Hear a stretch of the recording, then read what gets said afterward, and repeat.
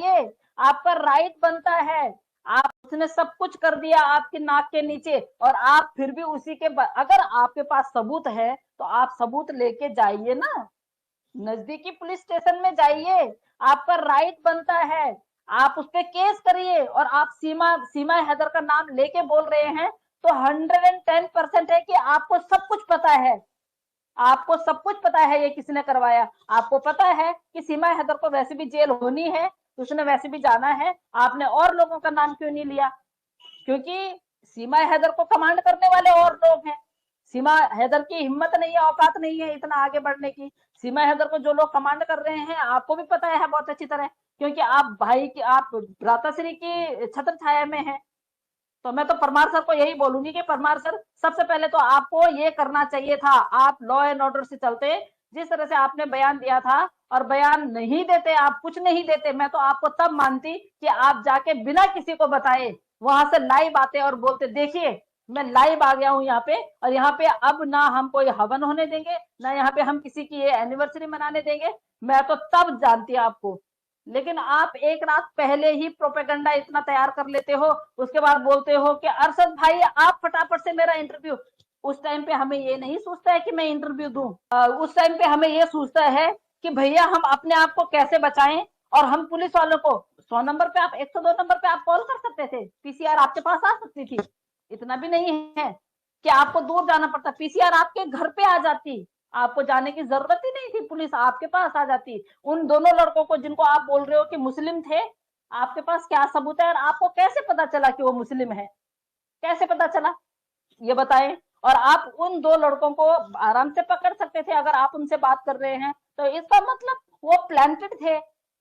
भैया आप दो मुस्लिम लोगों का नाम बता रहे हैं, तो आप ये भी तो बताइए ना कि वो उसके बाद वो कहाँ गए, क्या गए, आपने उनको पकड़ा क्यों नहीं, आपने उनको पुलिस के हवाले क्यों नहीं किया, आपने सीमा के हैदर के खिलाफ कार्रवाई क्यों नहीं की। आप सीमा बोल रहे हो कि सीमा हैदर ने मुझ पे हमला करवा दिया, आप छूट पे ही बोलते हो कि सीमा हैदर ने। आपको कैसे पता चला कि सीमा हैदर ने ही वो भेजे हैं?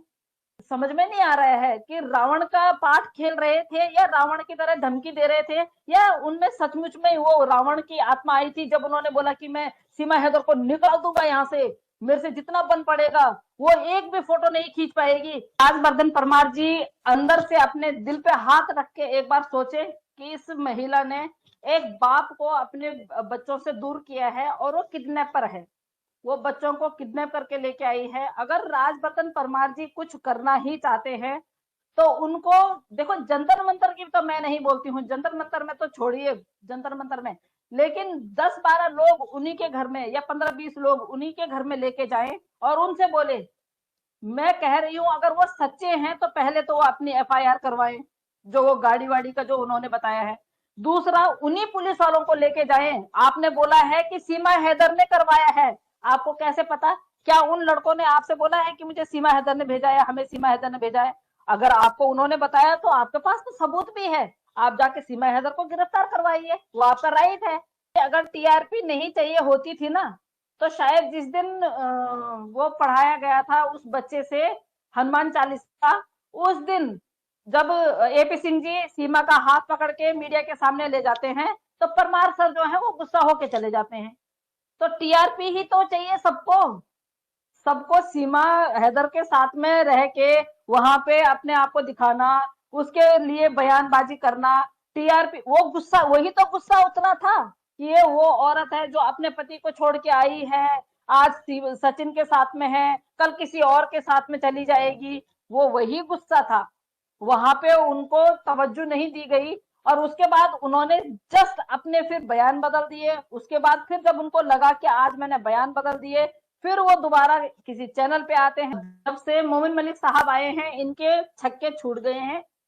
कुछ दिन तो इनके जो भाई थे वो गर्भ गुफा में घुसे हुए थे, कुछ दिन तक तो बिल्कुल नजर नहीं आए जब डेफेमेशन का केस लगा। और उसके बाद जब कल इन लोगों ने बोला, एक दिन बीच में भी शायद किसी मीडिया में आए थे, वो मैंने वीडियो तो देखी नहीं, अगर मैं वीडियो देखती तो शायद मैं उस पर चर्चा भी करती और वहां पे करती, बोलती भी, पर मैंने देखा नहीं। तब भी वो ये बोल रहे थे कि सचिन सीमा मीना बोलिए, इसको सचिन हैदर मत बोलो, सीमा हैदर मत बोलिए। तो उनके पास अगर ऐसा कुछ अलादीन का चिराग है, और उससे अगर ये दिखाना चाहते हैं कि इनकी वो हो गई है, तलाक हो गया है, तो दिखाइए ना कब के लिए बचा रखा है। यही मामला रफा दफा हो जाएगा भाई। शादी करवानी है आपने, अब विधि विधान से तो आपने शादी करवाई नहीं। जिस तरह से एक भाई और एक भाभी अपनी बहन को विदा करते हैं, अपनी बहन को कन्यादान करते हैं, आपने इस तरह से तो कुछ किया ही नहीं। आप तो एक मजनू की तरह, जैसे एक मजनू होता है ना, और उसकी जो लैला होती है उसकी शादी कहीं किसी और उसमें हो जाती है, आप उस तरह से बैठे हुए थे। आप में तो बिल्कुल ये भी नहीं था, आपको तो होश भी नहीं था कि इनके फेरे पड़ रहे हैं, कितने फेरे पड़ रहे हैं। एक वो आशीष जी हैं जो TV9 के जो एंकर हैं, उनको पहले भी बहुत सारा ट्रोल किया था, वो बड़े गिन रहे थे उनके क्या बोलते फेरे, बहुत उनके फेरे गिन रहे थे, क्योंकि वो भी राखी भाई हैं, जाते क्यों नहीं जाते। लेकिन मैं सच में ही मैं बोलती हूँ कि शर्म करो यार, शर्म करो। कितना ही आप लोग गिरोगे, कितना ही आप लोग उसके लिए, व्यूज के लिए, और कितना ही आप लोग सब्सक्राइबरों के लिए ऐसी शादी में शामिल हुए, और ऐसे जो कि आप लोगों को पता है कि इनलीगल है, जो शादी लीगल भी नहीं है।